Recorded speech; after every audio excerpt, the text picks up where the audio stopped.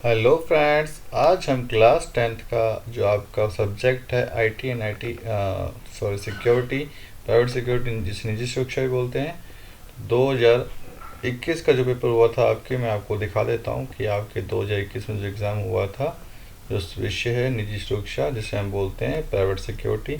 तो आज हम इस पेपर का कंप्लीट सॉल्यूशन देखेंगे इस वीडियो में।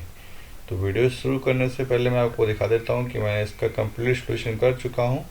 तो आप देख सकते हो 2021 class 10th complete paper solution subject private security. इससे पहले मैंने 2022 का और 23 का और 24 का सप्लीमेंट्री एग्ज़ाम का पेपर का भी सॉल्यूशन करवा चुका हूँ। अगर आपको वो वीडियो भी देखनी है तो आप देख सकते हो। आपको बच्चों एक बात और बता दूँ, अगर आप लास्ट ईयर के 5 साल के पेपर कर लेते हो तो 70% तक प्रश्न वापस रिपीट होते हैं 2025 के एग्ज़ाम में।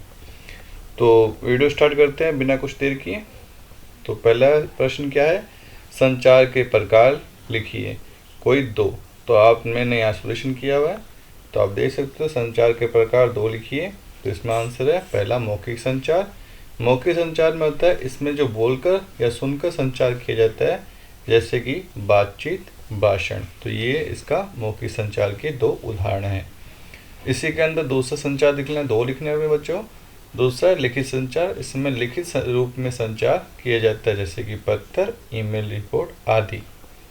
प्रश्न नंबर 2 देखते हैं हम क्या कह रहा है, भौतिक जोखिम के दो उदाहरण बताइए। तो प्रश्न क्या कह रहा है, भौतिक जोखिम के दो उदाहरण बताइए। बच्चों अब मैं क्या करूँगा, क्वेश्चन बुकलेट से क्वेश्चन नहीं पढ़ूंगा, प्रश्न मैंने यहाँ पे साथ में लिखे हैं तो हम यहीं से प्रश्न पढ़ेंगे और साथ में यहीं से आंसर को भी देखेंगे किस तरह का आपको कॉपी के अंदर आंसर लिखना है एग्ज़ाम में। दो जोखिम कौन कौन से हैं, पहला है आग। आग में क्या होता है, आग लगने से जान माल की हानि हो सकती है। और बाढ़, बाढ़ के कारण संपत्ति और जीवन को खतरा हो सकता है। प्रश्न नंबर 3 क्या कह रहा है, किन्हीं संचार के किन्हीं दो प्रभावी उपकरणों के नाम लिखिए। तो संचार के दो प्रभावी उपकरण कौन कौन से हो सकते हैं, पहला है मोबाइल फ़ोन और दूसरा है ईमेल। मोबाइल फ़ोन से हम बातचीत कर सकते हैं और संचार कर सकते हैं, जिसे बोलते हैं हम मौखिक संचार।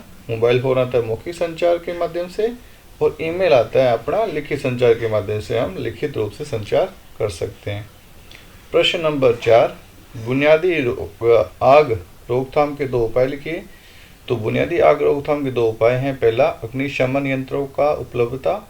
ये इमारतों में अग्निशमन यंत्र होनी चाहिए और उनका नियमित रखरखाव किया जाना चाहिए। इसी के अंदर दूसरा पॉइंट है आग सुरक्षा प्रशिक्षण। इसमें क्या होता है, कर्मचारी को आग सुरक्षा के बारे में प्रशिक्षित किया जाना चाहिए ताकि वे आपातकालीन स्थिति में सही कदम उठा सके। प्रश्न नंबर 5 क्या कह रहा है, प्रभावी संचार के दो बाधाएं लिखिए। तो प्रभावी संचार की दो बाधाएं कौन कौन सकती है, जैसे पहले भाषा की बाधा, जैसे मैं हिंदी जानता हूँ आप इंग्लिश जानते हो, या मैं इंग्लिश जानता हूँ आप हिंदी जानते हो, तो ये बाधा उत्पन्न हो सकती है अपने संचार में। जैसे अलग अलग भाषाएं संचार में बाधा उत्पन्न कर सकती है। दूसरा नंबर पॉइंट है शोर। अगर मैं आपसे बात कर रहा हूँ, साइड से शोर आए तो आपको सही समझ आएगा कि मैंने क्या बोला, तो ये भी एक बाधा डालती है संचार में। तो शोर के कारण संदेश को सही तरीके से प्राप्त नहीं हो पाता। प्रश्न नंबर 6, वाहन गश्त के दो लाभ बताइए। वाहन गश्त के दो लाभ है, पहला है समय की बचत। समय की बचत में क्या होता है, वाहन गश्त में बड़े बड़े क्षेत्रों की निगरानी कम समय में की जा सकती है, क्योंकि हम वाहन पर बैठे होते हैं तो समय की बचत होगी ऑटोमेटिकली।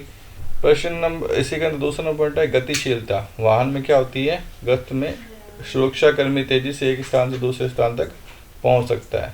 प्रश्न नंबर 7, अगला प्रश्न नंबर 7, पैदल और पैर गश्त के दो नुकसान लिखिए। तो पैदल और पैर गश्त के दो नुकसान है, या पैदल कह दो या पैर गश्त कह दो, एक ही बात है। समय बहुत लगता है इसमें और दूसरा इसमें थकान होती है। तो समय लगना, पैदल गश्त में अधिक समय लगता है, खासकर बड़े क्षेत्रों में। थकान, पैदल गश्त में से सुरक्षाकर्मी थक सकते हैं, जिससे उनकी कार्य क्षमता प्रभावित हो सकती है। प्रश्न नंबर 8 क्या कह रहा है, बेट नियंत्रण से आप क्या समझते हैं, स्पष्ट कीजिए। तो बेट नियंत्रण का अर्थ है किसी सार्वजनिक स्थान पर एक तितर भीड़ को व्यवस्थित और सुरक्षित तरीके से प्रबंधित करना।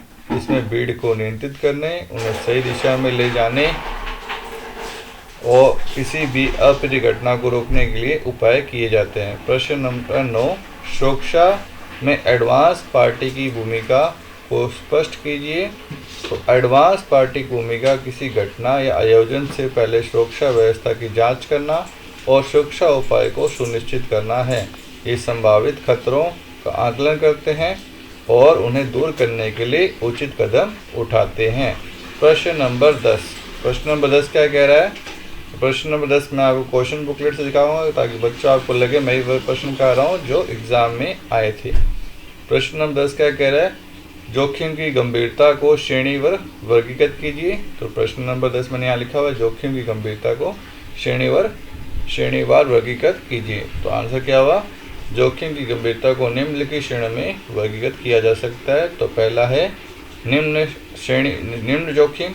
इन जोखिमों का प्रभाव कम होता है और इन्हें आसानी से नियंत्रित किया जा सकता है। दूसरा आता है मध्यम जोखिम। इन जोखिमों का प्रभाव मध्यम होता है और इन्हें नियंत्रित करने के लिए कुछ प्रयास की आवश्यकता होती है। तीसरा है उच्च जोखिम। इन जोखिमों का प्रभाव गंभीर होता है और इन्हें नियंत्रित करने के लिए विशेष उपायों की आवश्यकता होती है। तो ये प्रश्न वापस रिपीट हुए थे 2024 में, आप देख सकते हो। जब सॉल्यूशन देखोगे 2024 का मैंने करवाया हुआ है, तो आपको वीडियो में लिंक मिल जाएगा लास्ट में, तो आज पे क्लिक करके आप देख भी सकते हो। प्रश्न नंबर 11, ऐसी कोई 3 पहलुओं को स्पष्ट कीजिए जिन पर आप सुरक्षा सर्वेक्षण करते हुए विचार करेंगे। तो 3 पहलू कौन कौन से हैं? तो पहला पहलू है संरचनात्मक सुरक्षा, इमारत की संरचना की सुरक्षा और उसमें किसी भी प्रकार की कमी का आकलन करना। दूसरा है आग सुरक्षा, अग्निशमन यंत्रों की उपलब्धता और उनकी स्थिति की जांच करना।